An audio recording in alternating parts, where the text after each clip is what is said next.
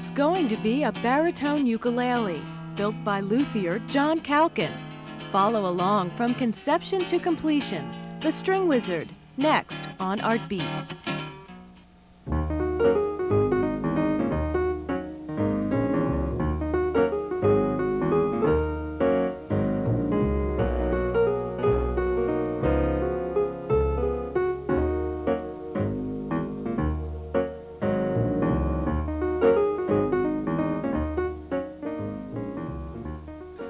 I create and repair stringed instruments, and in this instance I have a chance to make an instrument that I've never made before and very likely won't get a chance to make again. It's really not in heavy request. It's a baritone ukulele, and it's a prominent Hawaiian instrument if you're in Hawaii. I mean, there's no Hawaiian bands, or very few bands in the States that play this kind of music, and therefore the instrument is kind of disregarded. And it's actually a really nice opportunity for me. It's something I wouldn't have the chance to do, and something that I wouldn't do for myself. I'm a ukulele player, a baritone ukulele actually. I learned how to play, this is a baritone ukulele here. I learned how to play this, my parents taught me how to play this when I was very young, and I've played this for most of my life. And when I started playing in bands, this thing wasn't really up to the task. You can see it has seen some action. I have actually tried to make this work on stage, but it wasn't quite up to it. So that's where John Calkin came in. Now I want a really nice acoustic baritone ukulele that I can play in the living room, and I'm playing some softer music these days, and so he's going to build for me basically what you see here, but to my specifications and with the Calkin quality that I've come to love.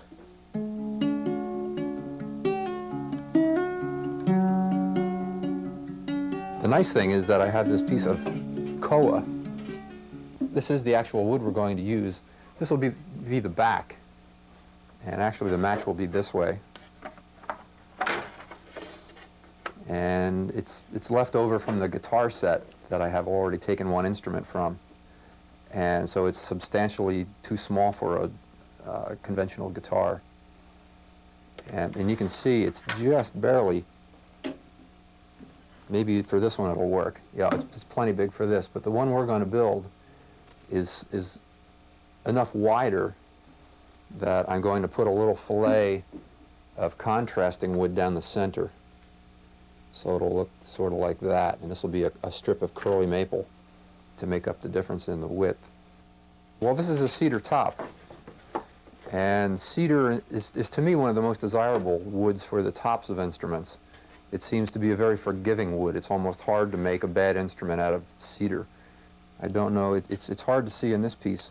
There's little cross grain in here called silk, and the more silk, the more desirable the top is.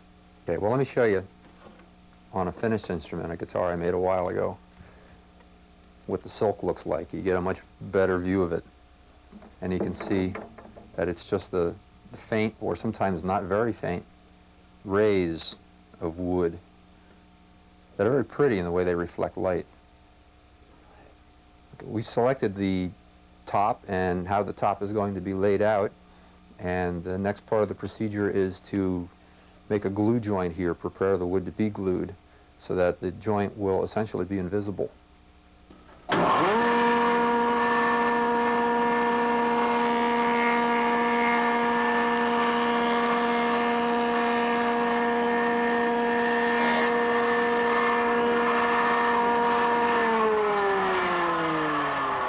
We need to make a joint that light won't pass through, and you can see that the machine is not perfect at this by any means. I usually depend on the machines as rough-out equipment. So this has to be doctored by hand to make it right.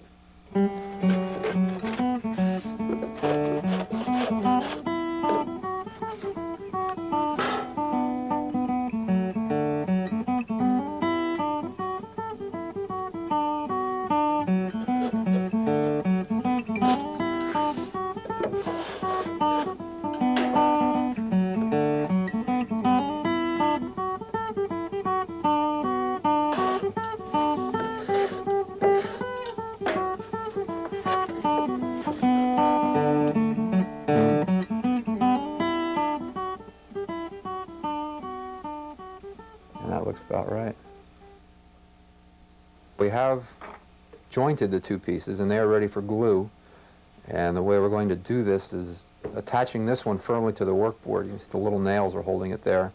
And this one is still movable, and we're going to use that by nailing these wedges to the workboard in such a fashion that when this wedge is driven past this wedge, it exerts a clamping force on this piece and drives it into here, thereby giving it a hard, tight glue joint.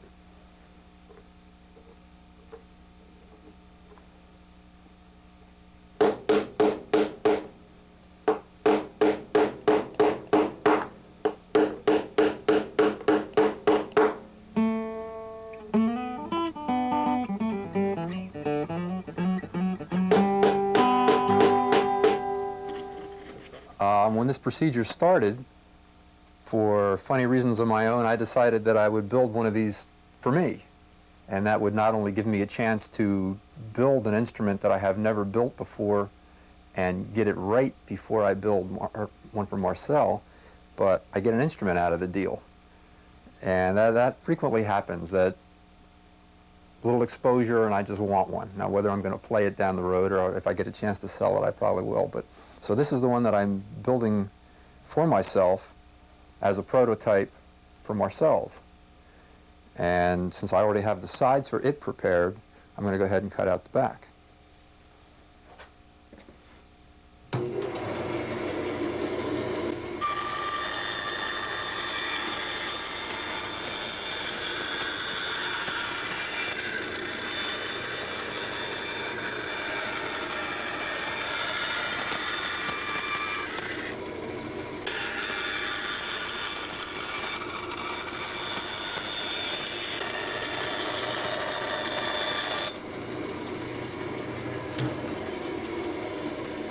Well, that's pretty low-key magic, but it still seems like magic to me when the instrument starts to come out of the raw wood. There's essentially two different ways to build a neck, and since I already had a nice blank on hand, and it just happens that there's enough of this left to make a neck for Marcel, and the koa perfectly fits the theme, and it's a good, sturdy, strong neck because it's laid up with the woods running vertically. So we're going to use it. But on the other hand, since I'm always making one for myself in this case, I'm not going to invest in this kind of time. I'm going to make a neck with what's called a luthier's joint. You can see this one has the angle of the headstock cut into it. It's part of the design so as not to interrupt the flow of the core stock. This one is going to do just the opposite. You take a flat piece of wood and cut the headstock off of it.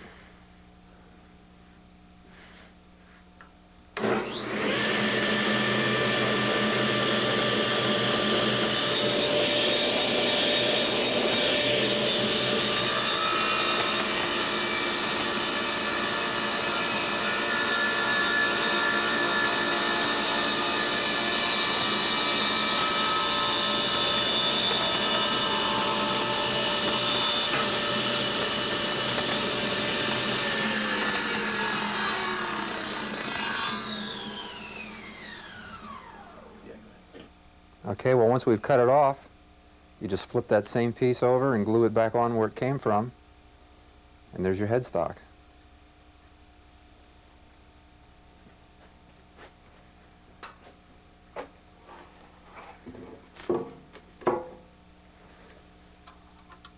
This in a way is sort of the magic moment that most of the customers never get to see.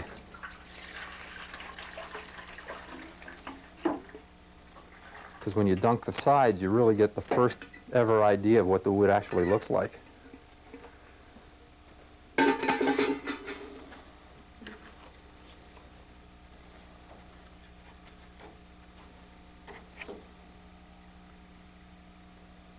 You always want to go, ta-da! Boy, it's pretty too. At times, when approaching this procedure, I kind of wish I had a different job because this is the spookiest part of making an instrument of this kind. But it's a tricky procedure. It's easy to do. It's not a problem. It's just a matter of whether the wood cooperates or not. There are 350-watt light bulbs in here providing the heat. So again, in its own way, this is a very low-tech piece of equipment. There are much more elaborate ways of bending guitar sides, but why bother? There we go. Put the heat back on.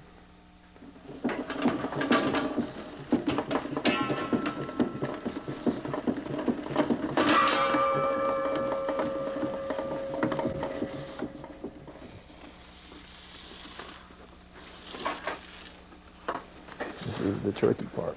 Where are my chalk lines? There they are.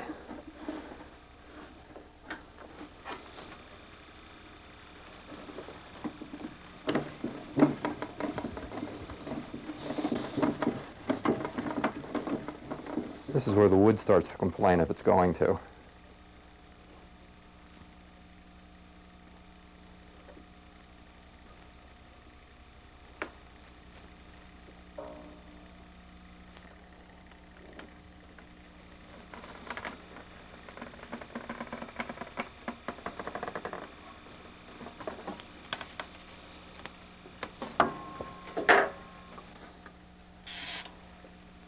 All right, another 12 minutes.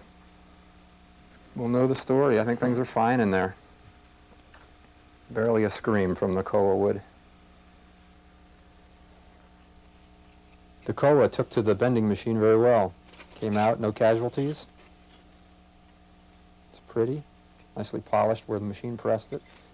And from there it goes into the mold, like so.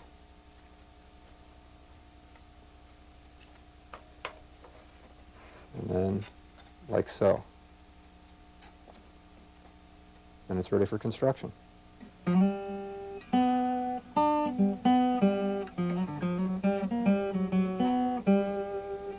About half the procedures that you go through involve tools that you have to either adapt or make up, for instance. And the insert in the table saw is something that I had to come up with to fit a shrunken little saw blade that you can see hiding away in here. And its only purpose in life is to cut fret slots. And each of these little slots in here represents a fret slot. And it's all indexed off a little bitty pin that's right in here.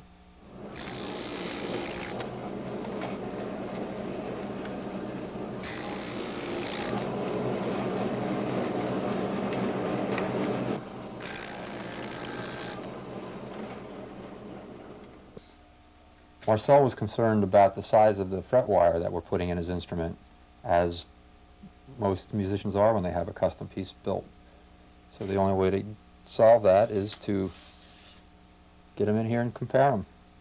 Marcel, this is the standard acoustic guitar fret wire. Yeah, and this is probably wider than I want, thicker than I Right, want. right.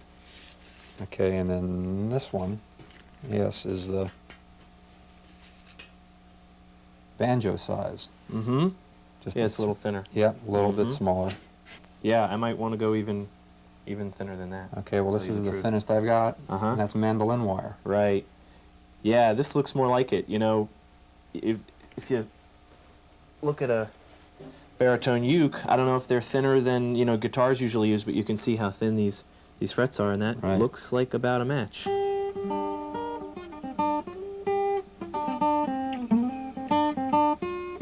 We have the back laid up to the real instrument now, and this is the koa pieces with a fillet of maple in it, and it's drying, and later on we'll get to thin it out and stuff, but the prototype has come along pretty well all by itself, and I've just about learned everything from this that I expect to learn from it. We really don't have to progress with this, although I certainly will, but I know what I need to know now.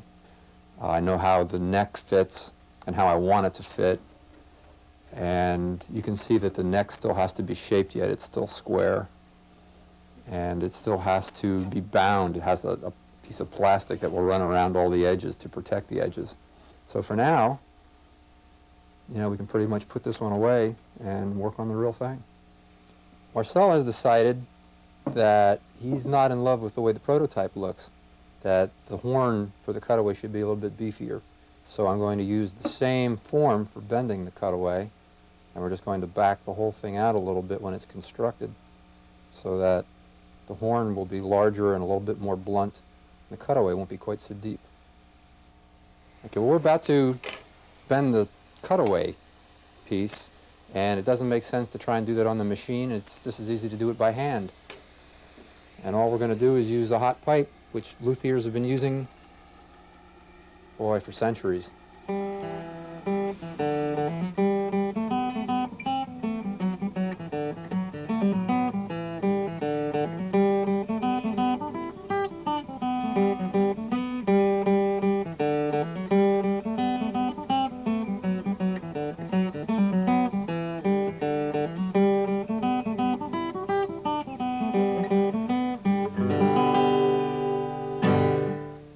This has been drying overnight now, and the ribs are complete.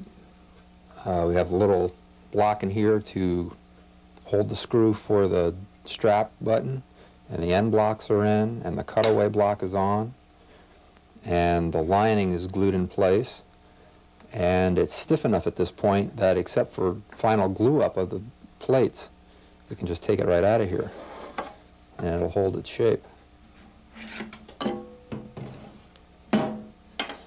So then we have the rest of the koa now looks like this.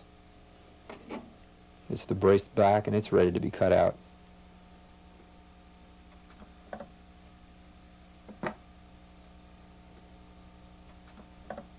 And there we have it.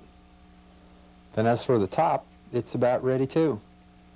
And you can see this is what many guitars, steel strings, look like on the inside. This is called the X brace, the transverse brace. And it's been radically simplified. A steel guitar, steel string would have little braces coming off here, maybe another brace here, braces around the sound hole just to withstand the increased tension, which this won't have. This is going to be a low tension instrument with just 4 nylon strings.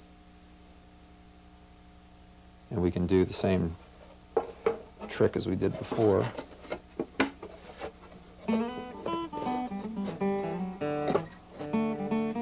Like so.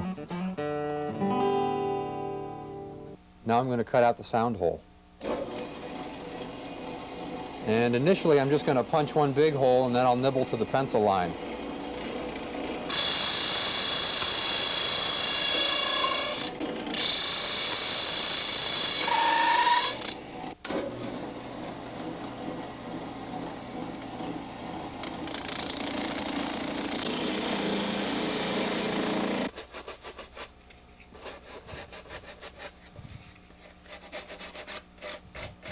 Time for a little assembly.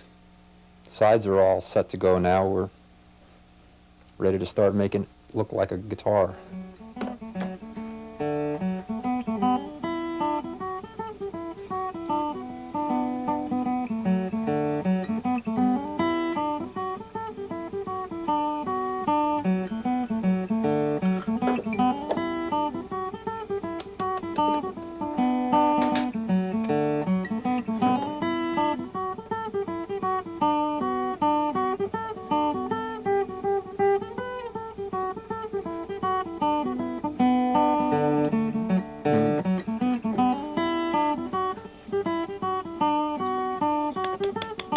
While the instrument's in the mold and the glue is drying, we can do some paint work on the prototype because we have a brand new finish to work with, and that's what prototypes are for.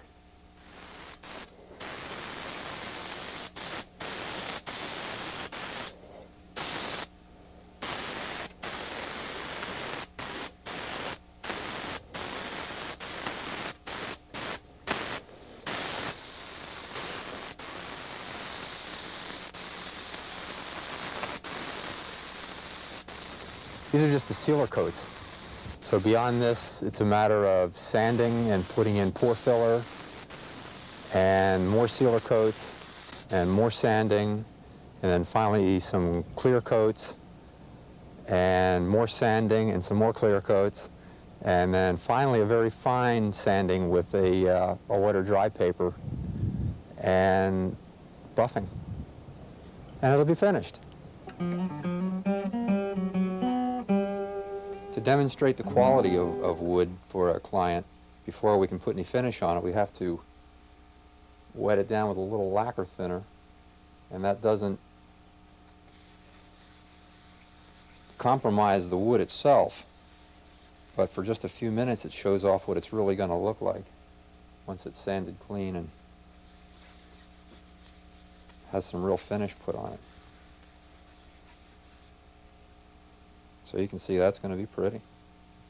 Marcel, the last thing we have to decide is what kind of paint configuration we're going to use. You had mentioned the possibility of some kind of sunburst. Yeah, I was thinking a cherry, but with the pickguard material that we've chosen, I want to see how this would look with a cherry. So I brought the Octo, the ever-famous Octo, Right. that you constructed for me, which has a nice cherry finish to it, and maybe thought I could look and see how this would look with the cherry. I don't think it looks all that bad, but maybe we can look at some other possibilities so Sure. we can make an intelligent decision.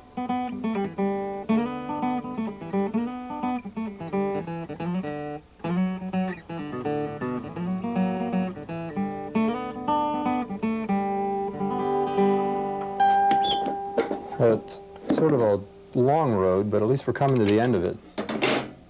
As far as the body's concerned, I mean, all that's left now is the cool cosmetic stuff.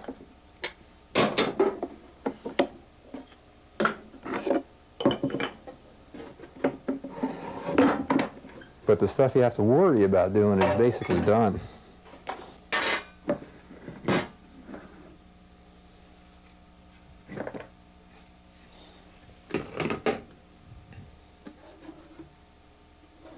There we go. That puppy's well on its way. We'll just squirt a little finish on there to make it shiny. Marcel's going to be tickled. Me too. We'll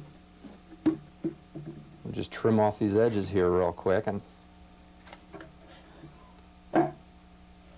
bolt that baby together.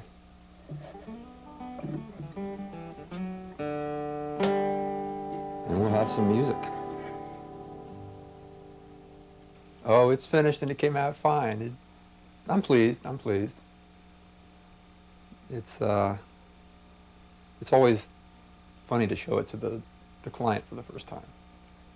So, see, I look at it for so long and so closely that I know every imperfection as well as what came out exactly the way I wanted it to. And you just have to hope that the imperfections are small enough so that the client says, "Oh, wow." And he goes home and then he looks at it and he says, "Oh." Yeah, it should go smooth. It should be okay. This is it, eh? Yep. Oh, cool. Yes. Very awesome. There's a little battery in there. Yeah, the colors, all the various different colors that we were worried about seem to all have come together nicely. Yep, I think they work well. And the burst is just what I had in mind. Oh, Koa. Cool. Cutaway is much more, is actually just what I wanted, as opposed to the prototype. I didn't like as much. Right. Sort of So I want small, lower down. A little more of an extreme horn to it there. Not quite the same access up here, Right. but perfectly playable, I think. Yep. Now this is not electrified, right? That's Right. just straight acoustic. Right, I really did Okay. see the point. Mm-hmm. I like the angled Right, tuners, yeah, which was done out of necessity, right. but is Yeah, cool. well, this kind of It's cool. life is just a matter of details, you know. You just stack one thing on top of another, and hopefully it all gels. I think I've got a pick here somewhere. I love the sound of it.